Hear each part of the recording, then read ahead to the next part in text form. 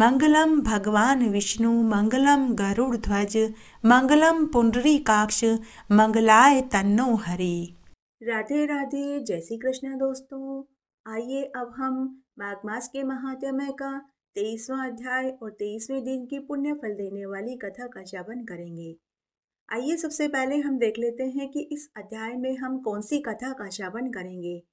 माघ मास के 23वें दिन हम राजा चित्ररथ की कथा का वर्णन सुनेंगे, साथ ही इसमें हम पौराणिक कथा भी सुनेंगे। आइए सबसे पहले हम माघ मास का 23वें दिन का 23वां अध्याय सुनते हैं। लोमेश ऋषि वेदनिधि ब्राह्मण से बोले कि हे ब्राह्मण, तुम ध्यान से सुनो। जिस पिशाच को उस वन में जिसने मुक्त किया था, वह पूर्व जन्म में चित्ररथ नाम का द्रविड़ नगर का राजा था। वह चंद्रवंश में पैदा हुआ था। वह बड़ा ही शूरवीर, सत्यपरायण, पुरोहितों को अगवा करके श्रोत कर्म किया करता था। वह दक्षिण समुद्र के तीरस्थ प्रजा का पालन करता था। उसका खजाना स्वर्ण तथा रत्नों से भरा हुआ था। वह हाथी, घोड़े, रथ इत्यादि से परिपूर्ण और बड़ा ही पराक्रमी था। सहस्त्र स्त्रियों के बीच में वह सदा क्रीड़ा किया करता था। उसने अनेक प्रकार के यज्ञ किए तथा बहुत दक्षिणा देकर ब्राह्मणों को संतुष्ट करता था। वह अतिथियों की पूजा करने वाला, अस्त्र शस्त्रों में निपुण और ब्रह्म विद्या का जानने वाला था। वह ब्रह्मा, विष्णु, महेश तथा सूर्य में उसकी समान भक्ति थी। स्त्रियों से वह हमेशा घिरा रहता था और बगीचे में सर्वदा उनके साथ रमण किया करता था। एक बार वह कौतूहलवश धूर्तों के मंदिर में चला गया। वेद विहीन, भस्म लगाए हुए जटिल पाखंडियों से उस महात्मा राजा की बातचीत हो गई। पाखंडियों ने राजा से कहा कि हे राजा, शैव धर्म के प्रभाव सुनो। इस धर्म की दीक्षा पाकर संसार रूपी पापों से छूटकर मनुष्य मुक्त हो जाता है। शिव की आज्ञा के बिना किसी बात की खोज नहीं होती। दान, व्रत, पुण्य, वेदों और यज्ञों से क्या प्रयोजन है। भस्म धारण करने से ही गणपत्य पद दृढ़ हो जाता है। जटा तथा शिखा धारण किए हुए, सिर मुंडाए हुए, भस्मी लगाए हुए तो वह शिव का सेवक होकर शिव के साथ शिवपुरी में आनंद सुख भोगता है। इसके समान कोई पुण्य और तप नहीं। अंधे, जड़, नपुंसक, मूर्ख, शूद्र आदि वर्ण के ये सभी शैव निसंदेह पूज्य होते हैं। विश्वामित्र क्षत्रिय होकर भी तप से ब्राह्मण हुए। वाल्मीकि भी चोर होकर तप से ब्राह्मणों के अग्रगामी हुए। अतएव शिव पूजन में किसी बात का विचार नहीं होता। हे राजेंद्र, शिव मार्ग में शिव तपस्वी किसी दूसरे देवता का पूजन नहीं करते हैं। शिव तपस्वी को यत्न से विष्णु भगवान की पूजा को त्याग देना चाहिए। उनका अभिवादन करने से, विष्णु की मूर्ति का पूजन करने से, नाम सुनने से और दर्शन करने से शिव का द्रोह पैदा हो जाता है। शिव के द्रोह से निसंदेह रौरव नरक मिलता है। शिव भक्त निसंदेह होकर शिवलोक कैलाश में जाता है।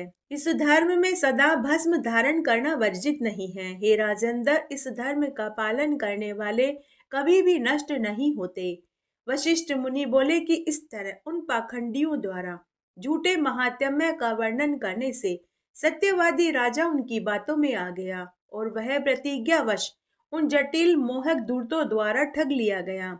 जटिलों के ऐसे वचन सुनकर राजा ने उस पद को स्वीकार कर लिया। वैदिक कर्म छोड़ स्मृति, वेद, ब्राह्मण और विष्णु भगवान की बुराई करने लगा और वैष्णवों से देश करने लगा। जो लोग नारायण का भजन करते थे उनको दुख देने लगा और उन्हें फांसी की सजा सुनाने लगा। पाखंडी धर्म के आश्रित होकर उस राजा ने वैदिक कर्म, व्रत, दान सब कुछ त्याग दिए। वह अन्याय से दंड देता था, भय व क्रोध से भरा रहता था। वह सदा हजारों स्त्रियों के बीच में क्रीड़ा करता। गुरु और पुरोहितों के कहे हुए वाक्यों को वह नहीं मानता था। वह जटिलों के वचनों में आकर उन धूर्तों को ही हाथी, घोड़े, स्वर्ण, रत्न, आभूषण आदि देता। उनके कहे अनुसार ही चलता था। समस्त शरीर में भस्मी लगाए हुए, मस्तक पर जटा धारण किए रहने लगा। उसके डर से वैष्णव, ब्राह्मण व प्रजा उस देश को छोड़कर दूसरे देश में चले गए।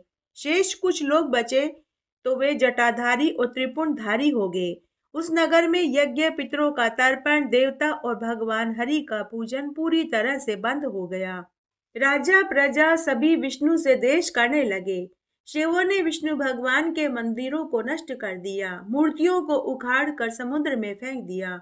इस प्रकार वह राजा और द्रविड़ देश के लोग निर्दयी, निष्ठुर और क्रूर हो गए। अब तो वहां पर बादल नहीं बरसते थे, गायें कम हो गई थी, खेती भी नष्ट हो गई। वहां के लोग सिर्फ नदी के जल से जीने लगे। जीविका से दुखी ब्राह्मण आदि लोग वृक्ष नहीं लगाते थे, खेती नहीं करते थे, क्योंकि उन्हें राजा को कर देना पड़ता था। प्रजा अन्न की खराबी न बताकर के सड़ा अन्न ही खाने लगी। आचार विचार से रहित वह राजा काल रूप की तरह प्रजा पर शासन करता रहा। बहुत दिनों के बाद जब उस राजा की मृत्यु हो गई, तब उसकी ऊर्ध्वदेही क्रिया वेद विधि से नहीं हुई। तब यमदूत उस राजा को लोहे के कील वाले मार्ग से, जहाँ सूर्य की किरणों से बालू तप रही थी, वृक्षों की छाया नहीं थी, अग्नि की ज्वालाओं से परिपूर्ण था, ऐसे मार्ग से होकर लोहे के डंडों और मुग्दरों से मारते हुए यमपुरी में लेकर गए, जहाँ बड़े बड़े ढाड वाले भेड़िए, डरावने कुत्ते पापियों को काटते थे। इस प्रकार यमदूत उस पापी मनुष्यों के घोर नरक में पड़े हुए चिल्लाहट वाले मार्ग से यम के अति भयंकर लोक में ले गए। बोलिए विष्णु भगवान की जय। आइए अब हम एक पौराणिक कथा का श्रवण करते हैं। एक बार एक गांव में एक माँ बेटे थे। दोनों सभी एकादशी का व्रत करते थे, लेकिन उन्हें एकादशी का फल प्राप्त नहीं हुआ। एक दिन बेटे ने अपनी माँ से कहा कि माँ, तुम तो कहती थी कि एकादशी का व्रत करने से भगवान विष्णु मनचाही इच्छा पूरी कर देते हैं, लेकिन माँ हमने तो सभी 26 एकादशी के व्रत कर लिए, साथ ही हमने उद्यापन भी कर दिया, लेकिन फिर भी हमें एकादशी के व्रत का फल क्यों नहीं मिला। तो माँ ने कहा कि बेटा, एक न एक दिन भगवान विष्णु इसका फल भी दे देंगे। लेकिन बेटे ने माँ की बात पर यकीन नहीं किया। बेटे ने अपनी माँ से कहा कि माँ, मैं भगवान से मिलकर पूछूंगा कि वो हमें एकादशी के व्रत का फल कब देंगे, इसलिए मैं घर छोड़कर भगवान से मिलने जा रहा हूँ।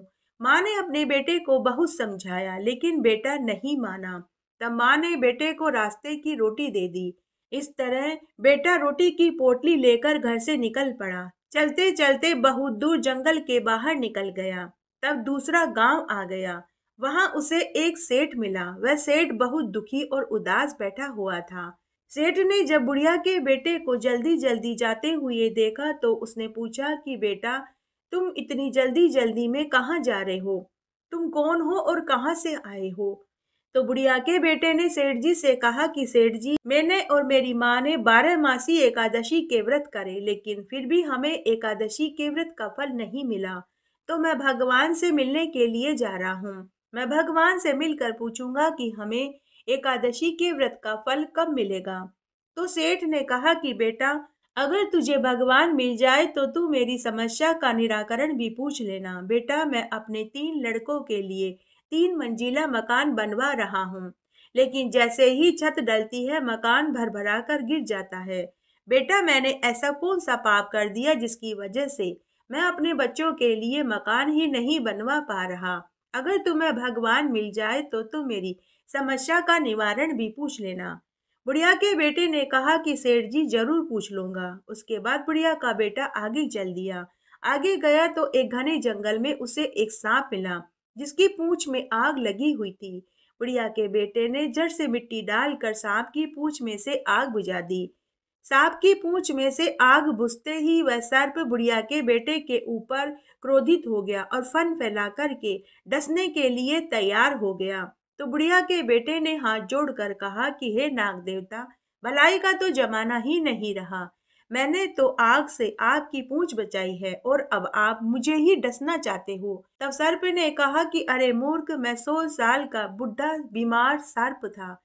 मैं रेंग भी नहीं सकता। मैं अपने पेट के बल से ही चलता हूँ और शिकार करता हूँ। मैं खुद ही मरने के लिए जा रहा था। तूने मुझे बचा कर के अच्छा नहीं किया, इसलिए अब मैं तुझे ही डसूंगा। तो बुढ़िया के बेटे ने सर्प से कहा कि हे सर्प देवता, मैं अभी भगवान से मिलने जा रहा हूँ। जब मैं भगवान से मिलकर वापस लौटूं तो आप मुझे डस लेना। तब सर्प ने कहा कि अगर तुम भगवान से मिलने जा रहे हो तो मेरे दुख का निवारण भी पूछ लेना। तुम भगवान से पूछना कि मेरी मृत्यु कब होगी, मुझे कब मुक्ति मिलेगी। अगर तुमने ऐसा पूछ लिया तो मैं तुम्हें नहीं डसूंगा। तो बुढ़िया के बेटे ने कहा कि हे सर्प देवता, मैं जरूर पूछ लूंगा। उसके बाद बुढ़िया का बेटा वहां से भी आगे चल दिया। आगे गया तो उसे एक विशाल नदी मिली। जैसे ही बुढ़िया का बेटा नदी पार करने के लिए नदी में छलांग लगाया, तभी नदी में एक मगरमच्छ ने बुढ़िया के बेटे की टांग पकड़ ली। मगरमच्छ ने कहा कि मैं बहुत दिनों से भूखा हूँ, मैं अब तुझे खाकर अपनी भूख मिटाऊंगा। बुढ़िया के बेटे ने मगरमच्छ से कहा कि हे मगरमच्छ भाई, तुम मुझे मत खाइए, मैं भगवान से मिलने जा रहा हूँ। जब मैं भगवान से मिलकर आ जाऊं तब तुम मुझे खा जाना। तब मगरमच्छ ने कहा कि मैं तुझे एक शर्त पर छोड़ सकता हूँ। अगर तुम भगवान से मिलकर मेरे दुख का निवारण पूछ लो तो मैं तुम्हें छोड़ दूंगा, मैं तुम्हें नहीं खाऊंगा।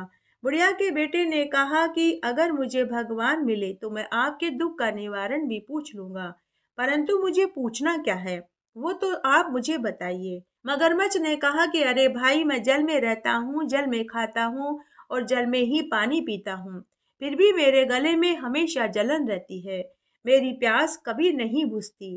अतः तुम भगवान से पूछना कि मेरे गले में हमेशा जलन क्यों होती रहती है।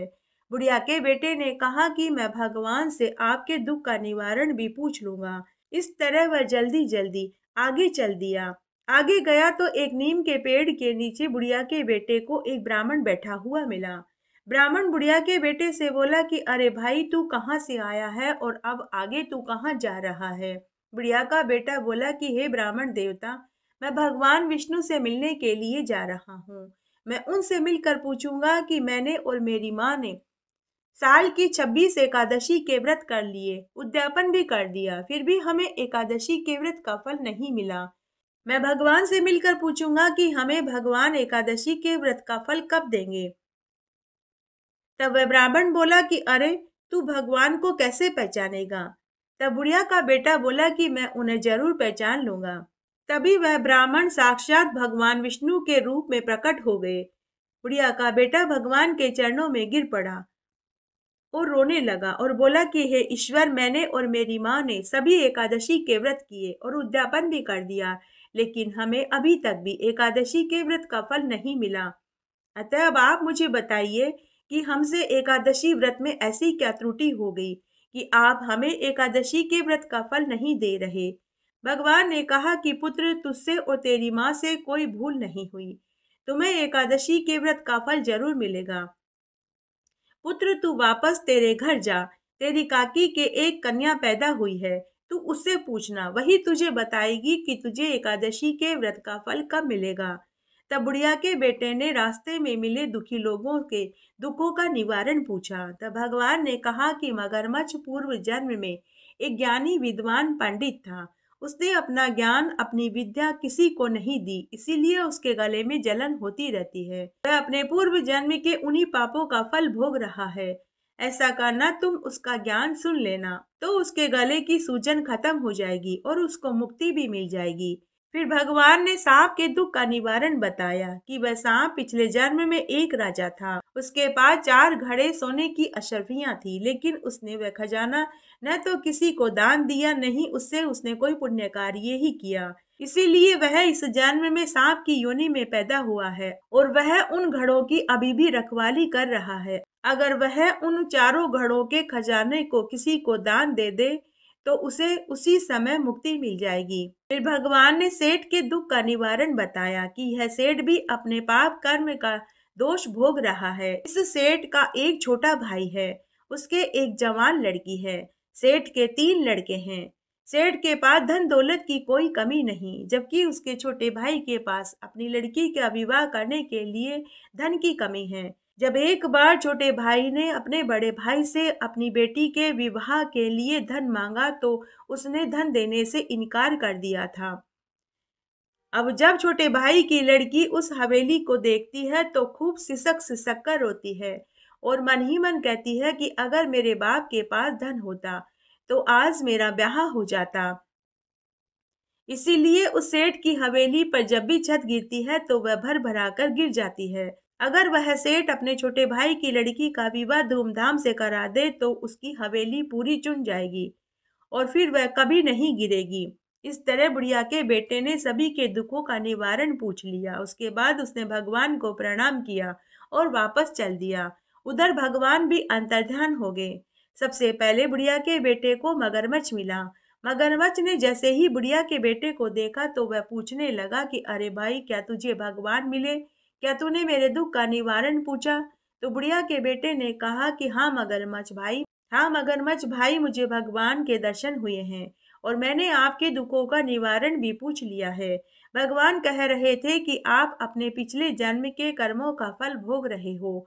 आप पिछले जन्म में एक बहुत बड़े ज्ञानी पंडित थे, लेकिन आपने अपना ज्ञान किसी को नहीं बांटा, इसीलिए आपके गले में जलन हो रही है। अगर आप अपना ज्ञान किसी को सुना दे तो आपके गले की जलन मिट जाएगी। तब मगरमच्छ बोला कि अरे भाई, मुझे देखकर तो सब डर कर भाग जाते हैं, कोई मेरे पास ही नहीं आता। मैं अपना ज्ञान किसे बांटूं? ऐसा कर, तू ही मेरे ज्ञान को सुन ले। तब मगरमच्छ ने अपना पूरा ज्ञान बुढ़िया के बेटे को सुना दिया। उसी समय मगरमच्छ के गले में ठंडक आ गई, जलन मिट गई। उसके बाद मगरमच्छ ने बुढ़िया के बेटे को ढेरों आशीर्वाद दिया और वह नदी में चला गया। इस तरह बुढ़िया का बेटा आगे चल दिया। आगे गया तो उसे सांप मिला। सांप ने भी बुढ़िया के बेटे को देखते ही पूछा कि अरे भाई, तुझे भगवान मिले? क्या तूने मेरे दुख का निवारण पूछा? तो बुढ़िया के बेटे ने कहा कि हाँ सर्प देवता, मुझे भगवान के दर्शन हुए। मैंने आपके दुख का निवारण भी पूछ लिया है। भगवान कह रहे थे कि आप अपने पिछले जन्म के कर्मों का फल भोग रहे हैं। पिछले जन्म में आप एक राजा थे। आपके पास 4 घड़े सोने की अशर्फियों का खजाना था। आपने उस धन का न तो दान किया, नहीं उस धन को पुण्य कार्य में लगाया, इसलिए आपका पेट उन 4 घड़ों से भरे हुए खजाने के ऊपर घिसटता रहता है।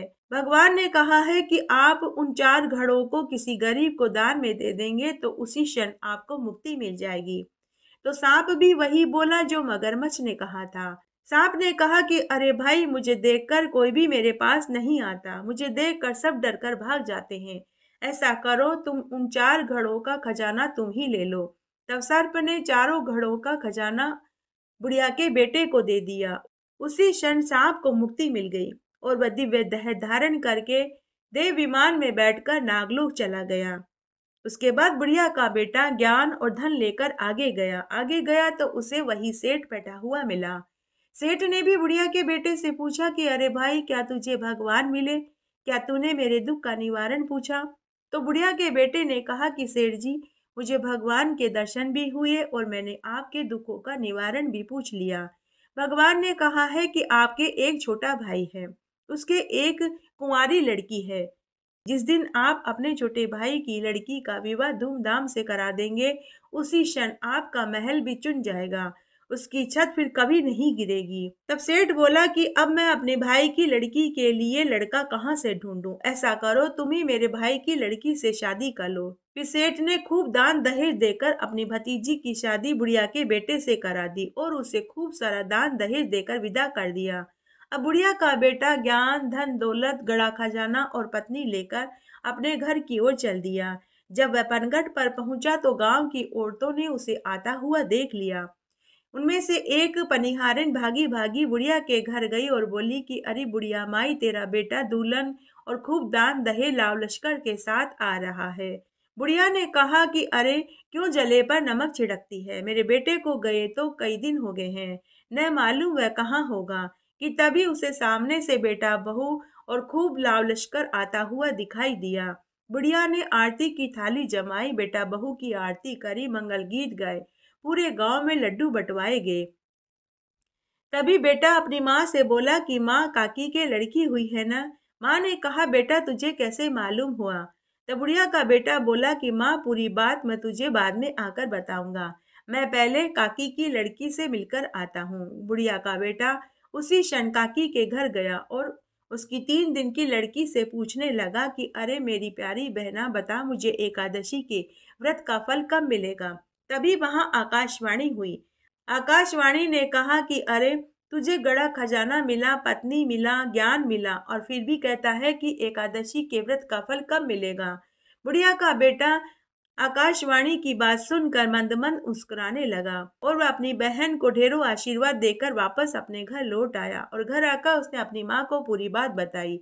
हे एकादशी माता, हे विष्णु भगवान, जैसा एकादशी के व्रत का फल आपने बुढ़िया और बुढ़िया के बेटे को दिया वैसे सबको देना, कहानी कहने वाले को, सुनने वाले को और हुक्कारा भरने वाले को। इस तरह आज हमने माघ मास का 23वां अध्याय और 23वें दिन की पुण्य फल देने वाली कथा को सुना। आशा करती हूँ आपको इन कथाओं को सुनने का संपूर्ण फल प्राप्त होगा। मेरे साथ बने रहने के लिए आपका धन्यवाद। आगे आने वाली कथा कहानी के लिए भी आप इसी तरह मेरे साथ बने रहें। धन्यवाद।